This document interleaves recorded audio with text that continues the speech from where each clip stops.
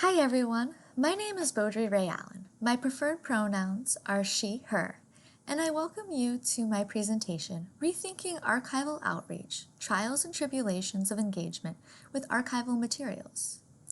Now today for my presentation, I want to talk about how my initial missteps in archival outreach and engagement with students helped me rethink my goals and values, which in turn brought new opportunities in my work.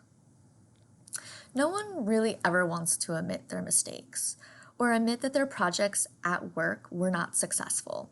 It's a hard pill to swallow on a personal level when all our efforts do not earn equal value in return. But in the library field, I feel like we're not given a lot of room for error. Monthly statistical data collecting, strategic planning, annual reviews, time constraints, and funding justifications seem to make the stakes so much higher than they really should be. But I want to say is the things that didn't work helped me reevaluate and actually identify key missing pieces to help me see I wasn't being as thoughtful as I thought I was in my approach with outreach with students. I needed to rethink my values and my intention of my work for more rewarding outcomes. As the Preservation and Digital Archivist for Falvey Memorial Library at Villanova University, one of my responsibilities is developing outreach opportunities and grow engagement with the collections. Now, I started this role 2 years ago, and at the time, there were no outreach projects with the university archive material that existed, nor had there been any formal one for many years. The first year in my role, I strategized on focusing my efforts towards engaging with the Villanova student community. My intention was to get students engaged with the archives and developing outreach projects with student life narratives in mind. I wanted to develop initiatives that let students feel like a sense of belonging, an ownership to Villanova history. I thought by moving towards this route, the archives could become a reflection of the community. It was by no means a unique idea, but looking back, it really was more of a kernel of an idea than a fleshed out vision. Now, I tried engaging with faculty with pertinent material for upcoming courses. I reached out to student groups, the student newspaper, yearbook staff. I was writing blog posts and adding university content to library social media. I started getting collections scanned and put into the digital library with images of student life. I was constantly proposing collaborative projects with other departments. I even started a archive-zine series with a call for submissions, and I made sure university archives material were at library booths on campus events. I attended student events, but honestly, I limped along with minimal interest or engagement. Now, there was a complex network of factors working against the university archives, a lot of barriers I had to contend with. Of course, I was really beginning to realize, at the core, it was that my approach was all wrong. So, first and foremost, the archives had a long-standing existence as an essentially closed archive. Records went in there to be stored, but nothing really came out.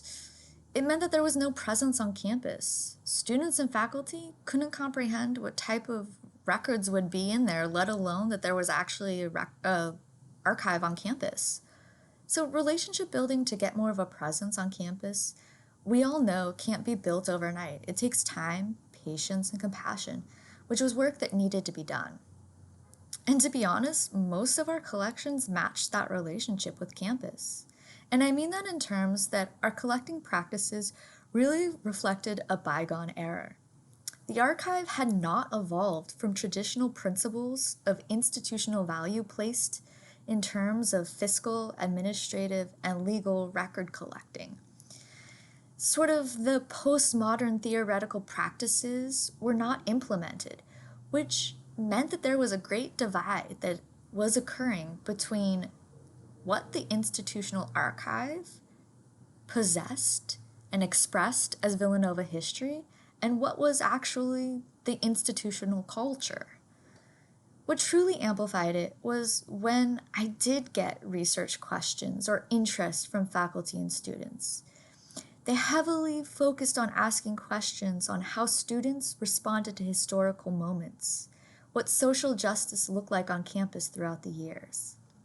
The archives didn't have a lot of comprehensive records to reveal the student experience. So the conversation with students and faculty about the subject or a potential project ended right there immediately. I was really not seen as a helpful service. I couldn't blame anyone for thinking that. Our finding aids weren't published online until very recently, and even then it was mostly president's records, which were comprised of administrative records. And we had very few items in the digital library.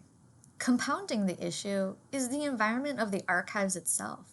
Why invite students into an environment that wasn't welcoming and didn't represent them? With former white cis male president portraits, photographs of Villanova from a time it was a male-only college adorned the walls. Students really didn't see themselves in that room. There was not a single woman or person of color anywhere on the walls. The lens of equitable space and safe space that Villanova has strived for years on campus to make hadn't made its way into the archives. And like I said, it was essentially a closed space. Not many people went in there. So not a lot of thought went into how the space would be perceived public-facing. All these issues circled around a lot of self-reflection, that I was asking for engagement to an institutional entity that in itself wasn't engaging. It was continually perpetuating markers of inherent power structures and long-standing models of practice that was ultimately a disservice to our community. I was advocating this idea of like, oh, look how awesome it would be to work with archival material. Look at all these primary sources we have. But realizing that approach was a square peg for a round hole. It's a lot to reckon with, but incredibly vital to confront if I want the archive to represent the community it serves. Now, concurrent in my outreach efforts, I was conceptualizing the relationship between the university archives, the campus community, and social justice activities.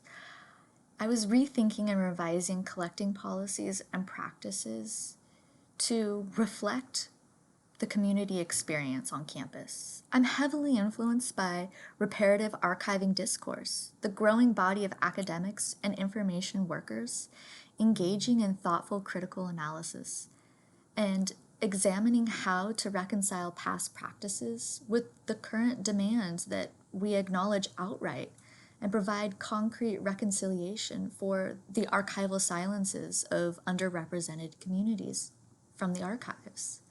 All that hard work and articulation goes to all the people contributing to projects like Project Stand and Blackavist. I was influenced by articles like Mario Ramirez's article, Being Assumed Not to Be, a critique of whiteness as an archival imperative, from the American Archivist.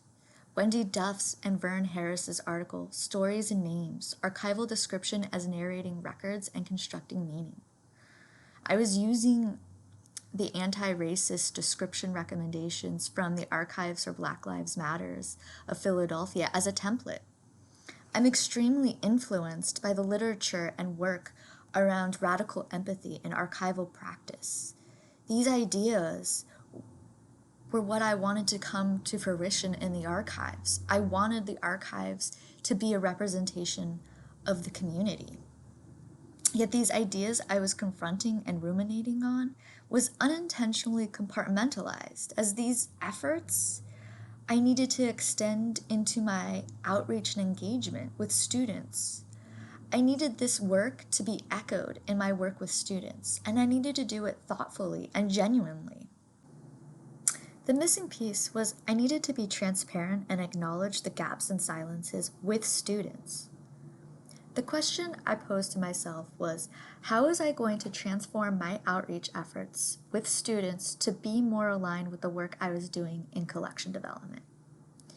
So, I want to create projects or welcome outreach opportunities that ultimately would represent three main points. First was allyship. I want, as an individual and as an archivist, to show up as an ally to the Villanova community. That meant showing up physically and emotionally for tough conversations, to be a support system and advance the voice and interests of our students and student organizations. This meant engaging with students not only about access to materials, but about discourse about collecting and representation or lack thereof in archives. The archive and the work done needed to promote allyship to the students. Second was anti-racist work. I had challenged the practices of collecting, prioritizing having representation in the material and outreach projects with students. I need outreach to recognize power imbalances and implications transparently with students. I want outreach to be a reflection of that work and not a continuation of white supremacy practices. Third is place-based education pedagogy, or more so critical pedagogy and place-based education, focusing on recentering marginalized voices of the Villanova community. I did not want outreach projects to be about archival visibility in general. Projects were to be driven by students highlighting their experience and the experience of others. I want my projects to reflect a sense of belonging and a sense of place for the students, that their voices are heard and valued in the archives. I want students to feel ownership in learning the information from the archives, being able to instruct that information, and make information accessible. I want to empower students to use local history materials to critique and be part of bringing to life the history of Villanova. These 3 points drove my initiatives and helped shape engagement, and in turn provided more of a holistic approach to creating these projects. This in itself was not without hiccups, where this rethinking made some people pause and question if there would be neglect in the main objectives of legal and administrative responsibility the archive had. The task of arguing that the archive can be all these goals is still a work in progress. And I worry about the growing interest on campus being trendy or performative, especially given our current climate. This is especially important when I think about maintaining support from leadership that this type of work is a constant and iterative process. So I reframed my outreach with the community to acknowledge the work of the archives as an institution, talk about the gaps and the archival silences, talk about why we were missing material and how that impacts our community and institutional history. No longer was it sort of this show and tell enterprise of what we have, but let's talk about what's missing and thinking about ways to rectify this moving forward as a community. That led to participating in campus events where I would lead lectures or discussions on the history of archival theory and the changes in archival practices and the interdisciplinary influences. I talked about archival silences and my work to acknowledge and dismantle notions of neutrality in collecting practices. For example, I gave a talk at the university's Forum on Social Justice about how the archive is influenced and guided by power structures. Student social movements in the 1960s, demonstrations that were on campus, and even reading excerpts from Martin Luther King's lecture when he visited campus. This actually caught the attention of faculty who used the exhibit in their history of higher education and history of social justice courses. It led to more doors being open. Another opportunity was by acknowledging the archival gaps and being transparent in my efforts to redress those issues. I was able to create an oral history project called Nova Airwaves, a podcast-like format interviewing students about their social justice work and what social justice on campus means today. The first recording was interviewing the Villanova climate strike organizers in March 2019. It allowed students to shape their history and feel a sense of contributing to Villanova history. All of this culminated into a greater presence where I've been able to collaborate even with the campus's Office of Diversity, Equity, and Inclusion.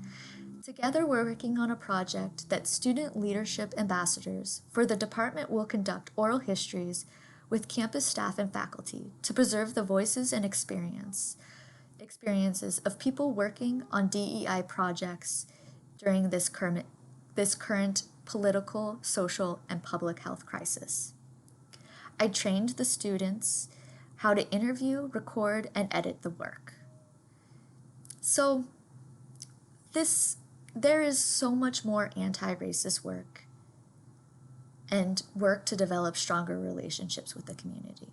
These aren't grandiose changes, but really important and rewarding stepping stones to having a greater presence on campus that is genuine and reflects how much I value and strive to have the student experience amplified in the archives. And I have to recognize my own privilege of race and class has given me these opportunities to amplify my goals and has allowed me room to falter and fail at the beginning. So the 3 points that I mentioned are also self-reflecting goals of daily life: to be a better ally, to check my privilege, and to have my work be about co-learning more about and challenging inequality. So this concludes my presentation, but please reach out if you have any questions, or let me know if you have any ideas or projects you're working on that are similar. I would love to hear about your stories and share resources. Thank you.